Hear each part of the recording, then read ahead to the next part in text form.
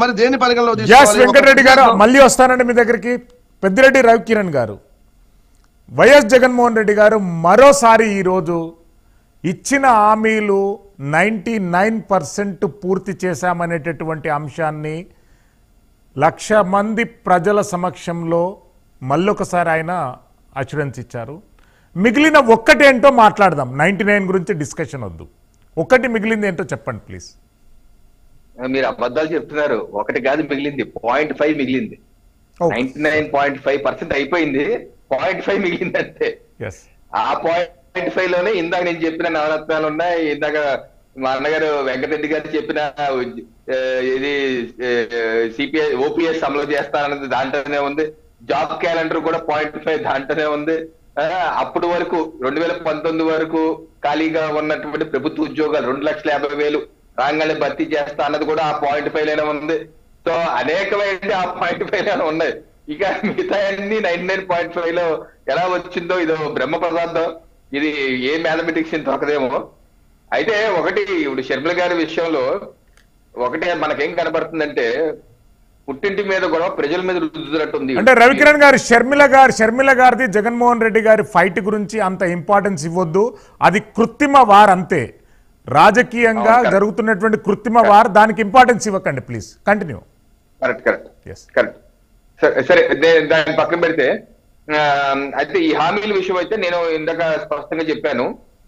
మరి ఇంకా వేరే ఏదైనా ప్రశ్న ఉంటే అడగండి, చెప్తాను. అంటే ఇంకా పెండింగ్ ఉన్నటువంటి హామీలు, ఇంకా ప్రజలకు దూరం చేరినటువంటి పథకాల గురించి చర్చ జరగాల్సిన అవసరం ఉంది రవికిరణ్ గారు. హామీలు ఇచ్చిన ఎంతవరకు ఇంప్లిమెంట్ అయినాయి, ప్రభుత్వము చెప్పుకోవడానికి కూడా ఒక స్టాటిస్టిక్స్, ఒక ప్రణాళిక, ఒక ఇన్ఫర్మేషన్ అనేది ఉండాలి కదా. 99% ఏ రకంగా పూర్తయింది? జాబ్ క్యాలెండర్ అన్నారు, సచివాలయ ఉద్యోగులకు మినిమం వేజెస్ లేకుండా ఉద్యోగాలు కల్పించి జాబ్ క్యాలెండర్ కేటగిరీలో చేర్చుకున్నారు. ఆర్టీసీ ఉద్యోగస్తులను ఒక సంస్థ నుండి ప్రభుత్వ ఉద్యోగులుగా మార్చి వాళ్ళని ప్రభుత్వ ఉద్యోగులుగా మార్చుకున్నారు. రాష్ట్రానికి రావాల్సినటువంటి ప్రాజెక్టుల గురించి కానీ ఇంకా పథకాల గురించి కానీ చర్చ అనేది ఎక్కడ జరగకుండా 99% అంటేనంటే ఎక్కడ ప్రజలు యాక్సెప్ట్ చేస్తారు దీన్ని? అదేనండి, ఇప్పుడు నేను ఇందాక మీరు చూపించింది కూడా 129 బిందువులు ఉన్నాయండి. 129 బిందువుల్లో ఇందాక చెప్పిన నవరత్నాలు మరొకటి జలయజ్ఞం. జలయజ్ఞాల గురించి ఇక్కడ రాశారు. ఏమి రాశారు? మా నాన్న మొదలుపెట్టిన జలయజ్ఞాన్ని నేను మొత్తం పూర్తి చేస్తానని. వాళ్ళ నాన్నగారు మొదలుపెట్టిన మొత్తం పూర్తి చేస్తా అన్నారు. ఏం పూర్తి అయినాయి అంటే బహుశా ఈ వెలుగొండ ఏదో ఒకటి అయినట్టు, 1-2 అయినట్టుగా ఉన్నాయి. కానీ మిగతా ప్రాజెక్టులు కూడా మరి గొల్లకమ్మ ఇటువంటి గేట్లు కూడా 2-3 ఏళ్ళు అయినా సరే గేట్లు కూడా పెట్టలేని పరిస్థితి. వీరి హయాంలోనే అన్నమయ్య ప్రాజెక్టు కొట్టుకుపోయింది. ఆ ప్రాజెక్టు కొట్టుకుపోతే నిర్వాసితులకి ఇప్పటి వరకు compensation wall of high court, supreme court కూడా వెళ్లే పరిస్థితి. జగన్మోహన్ రెడ్డి గారు 6 నెలల్లో ఇల్లు కట్టించేస్తా అన్నారు. 6 నెలలు కాస్త 18 నెలలు అయిపోయింది, ఇప్పటి వరకు లేదు. అలాగే వీరి హామీల్లో అనేకమైన హామీలు, రైతులకు సంబంధించిన హామీల్లో చూడండి. నేను ఇందాక మీకు చెప్పాను, 12,500 ఇస్తా అన్నారు, కేవలం 7,500 ఇస్తా అన్నారు. అలాగే ప్రతి నియోజకవర్గంలో శీతల గిడ్డంగులు కడతా అన్నారండి. అది ఉందా? కట్టారా? ప్రతి నియోజకవర్గంలో ఫుడ్ ప్రాసెసింగ్ యూనిట్లు పెడతా ఉన్నారండి. ప్రతి నియోజకవర్గంలో శీతల గిడ్డంగులు, ప్రతి నియోజకవర్గంలో ఫుడ్ ప్రాసెసింగ్ యూనిట్లు పెట్టారా అండి? మీ నియోజకవర్గం ఉందా? నాగేంద్ర గారు మీ నియోజకవర్గం చెప్పండి. మా నియోజకవర్గం అయితే లేదు. అలాగే మొదటి ఏడాది సహకార రంగాన్ని పునరుద్ధరిస్తాం. పునరుద్ధరించారండి? మీ ఏరియాలో సహకార రంగం పునరుద్ధరించారు, లేకపోతే మొత్తం కట్టి అమూల్ కప్ చెప్పారా? వారేముంది, ప్రభుత్వ సహకార రంగాలు పునరుద్ధరిస్తా అన్నారు, అది అయిపోయింది. ఇంకేం చేశారు? వ్యవసాయ ట్రాక్టర్లకి టోల్స్ రద్దు చేస్తా అన్నారు. ఓకే, ఇది చేశారు, నాకు తెలిసి ఇది చేశారు.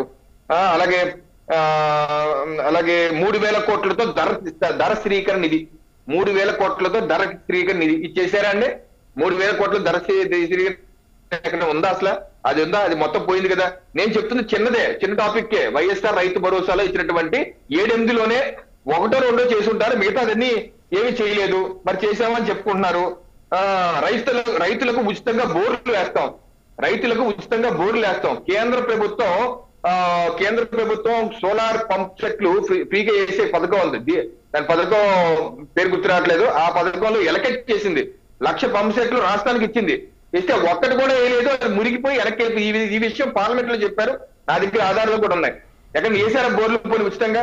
సో నేను ఇక్కడ చదివినటువంటి రైతు భరోసాలోనే 1-2 తప్పితే మీద చేయకపోతే ఇంకా 99.5 ఎక్కడ చేసి ఉంటారు? మీరు కనుక అరగని టైం ఇస్తే ప్రతి పాయింట్ మీద చర్చ చేయడానికి నేను